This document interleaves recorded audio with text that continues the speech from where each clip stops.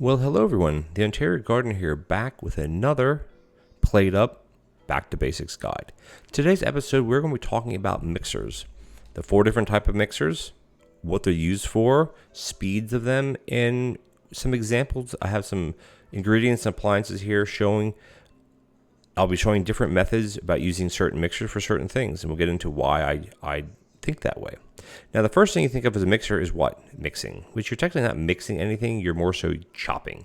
Mixers perform the chopping action. Okay, they also perform what was considered the kneading action, which is what's used to make pies and to make balls of dough for bread. Now, you can't use a mixer to slice toast from, if you have the breakfast dish and you have a loaf of bread, you can't use a mixer. We can just go into practice mode here.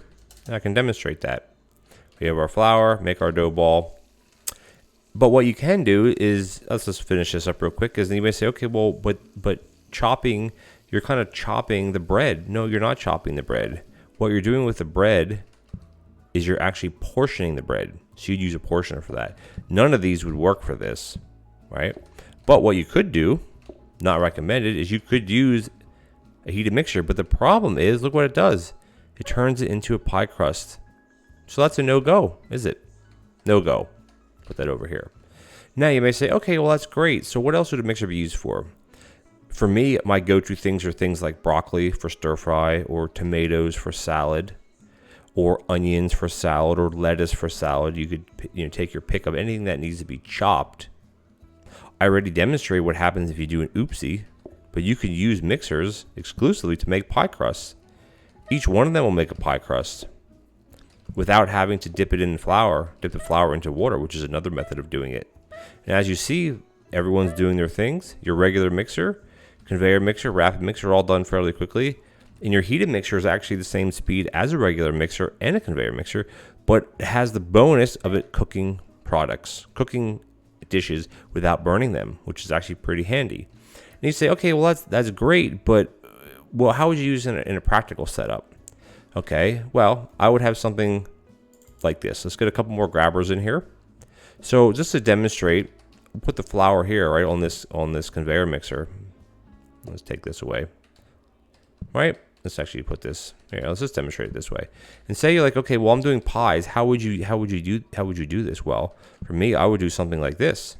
Because watch this. We go into practice mode. The mixer, this is a conveyor mixer, but again, you could use a regular mixer like a rapid mixer to get the same result. But basically what a mixer will do here is it'll not only knead the dough, which is knead the flour into dough, it turns the dough into pie crust, and it pushes the pie crust right into a prep station. Or it could push it right into a hob. You could have combiners here. So this is an excellent way to automate pies, is using mixers. Because the other way you have to do a pie, typically, is you grab the flour, you dip it in water, and then you put it on a counter and you knead it by hand. But a mixer will do both actions, which is excellent, by the way. And you may say, okay, cool, well, that's with making pie. You already talked about how you can't really use a mixer to make bread because it'll turn it into a pie crust. Well, what are some other practical applications? Well, you say you have something like broccoli and you're doing a stir fry. Broccoli chops very fast. Goes into your conveyor mixer, chops very fast, and right away, boom, pushes it right out into your prep station. So you can grab these things as needed for, say, something like stir fry, or say something like veg pie, which takes broccoli and carrots. But granted, with that, you say, well, you don't need to chop them, and you don't. So for that application, you wouldn't do this. All you would do is you'd eliminate having the chopping action, and you put a prep station right here. Again, this is just different methods of ways you can do things like that. Now, let's talk about, and again, like I've always said with all my videos, there's more than one way to skin a cat, as they say, right?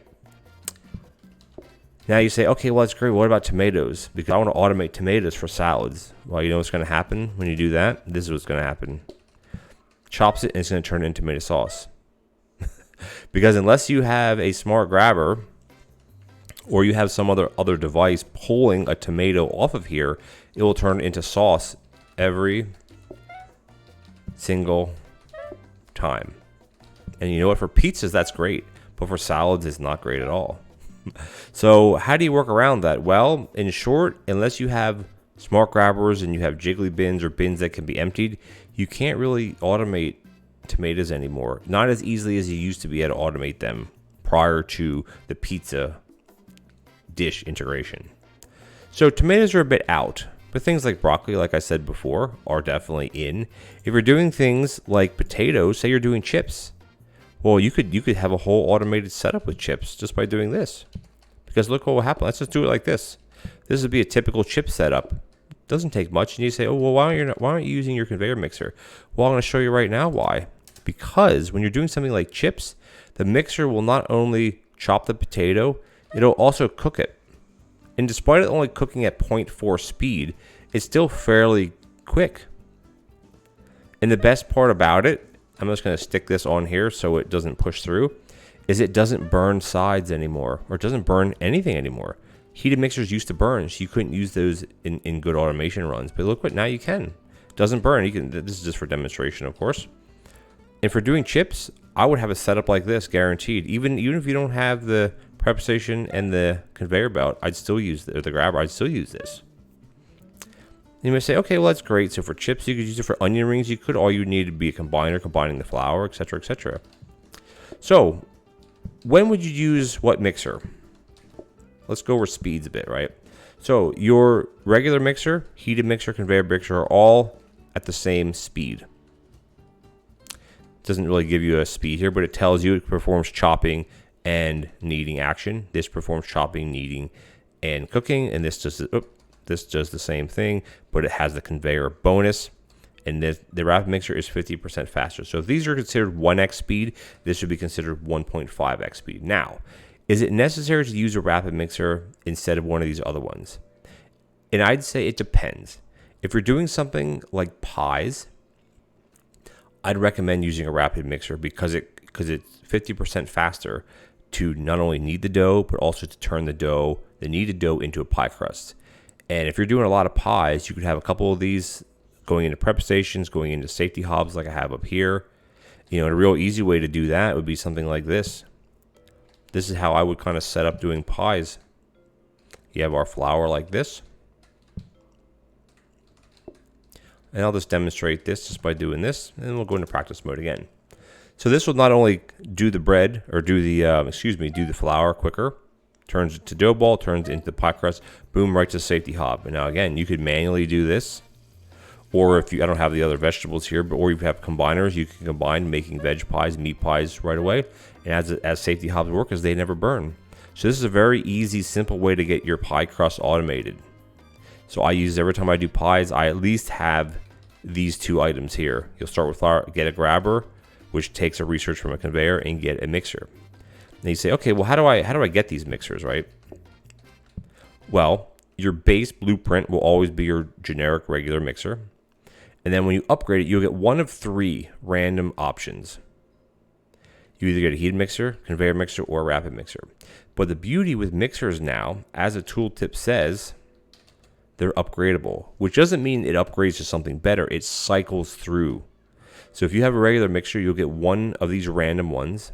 And then from that, you'll get a heated mixer, then it goes to a conveyor mixer, then to rapid, and then back to heated. It goes in that cycle. So say you get a heated mixer, but you really want a rapid, well, upgrade it 2 days, 2 more days, and you'll get your rapid mixer. So it takes a bit more of the randomness out of the game, in the sense that you can always get which mixer you want based on your researching. It might take a few more days, but you're guaranteed to get the one you want eventually. Now, as I hinted earlier, is what would I use certain mixers for? And at the end of the day, it's anything, really. If I'm doing pies, I'd use a rapid mixer. If I'm doing something like stir fry where you need to have chopped broccoli and chopped carrots and even chopped meat, I would still use a rapid mixer. Or I'd use a conveyor mixer unless I'm doing the chopped meat, which I'd go for a rapid mixer. Because meat takes a while to chop. It takes a lot longer than broccoli or carrot or tomatoes to chop.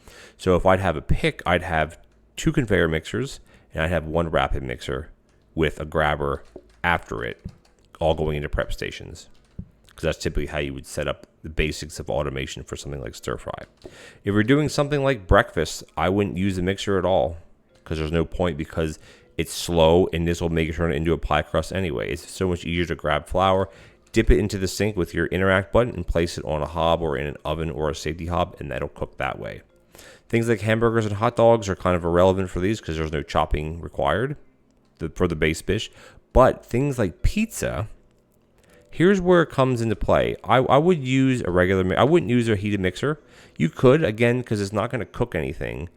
But if you're trying to merge things onto the mixer, like to put the pizza together on a mixer, you don't want to use a heated one because it'll start cooking it. But for me, again, because you need tomato sauce, which requires a double chop of tomato, I'd use one rapid mixer for tomatoes, and I'd use a conveyor or a regular or a heated, because it doesn't matter because it's not going to cook the cheese. I'd use one of these other ones to chop the cheese. And the thing is, with chopping ingredients, if it's something that can't cook on its own, you could use a heated mixer for it. It doesn't matter. Things like, your broccoli, your tomato sauce, your cheese, stuff like that won't burn on a heated mixer because you can't actually cook it in general. So that's one good kind of thing to keep in mind, that any ingredient that can't naturally cook in its raw form or even in its chopped form can't be cooked even on a heated mixer. So you're kind of safe that way. As far as other dishes like fish are great if you're going to automate them.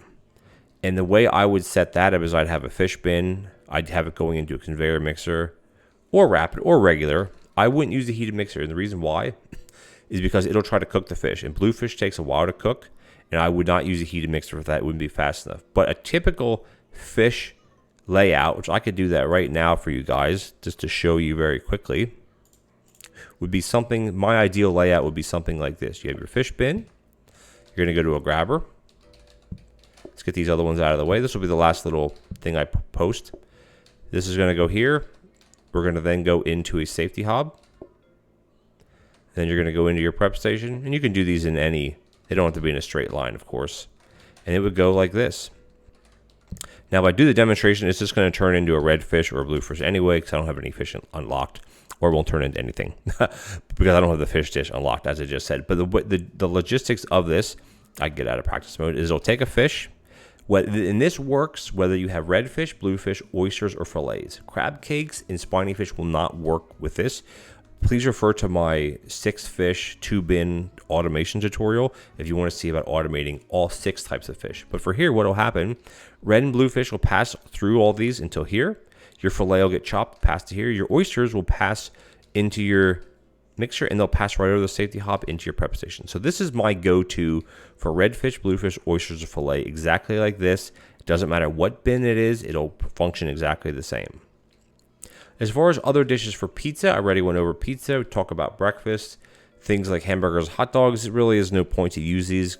For salads, I already talked about that. Unless you have some sort of smart grabber, jiggly bin or a compactor bin set up, I wouldn't use this for tomatoes because you'll end up making too much sauce. You could back up your system. It could break.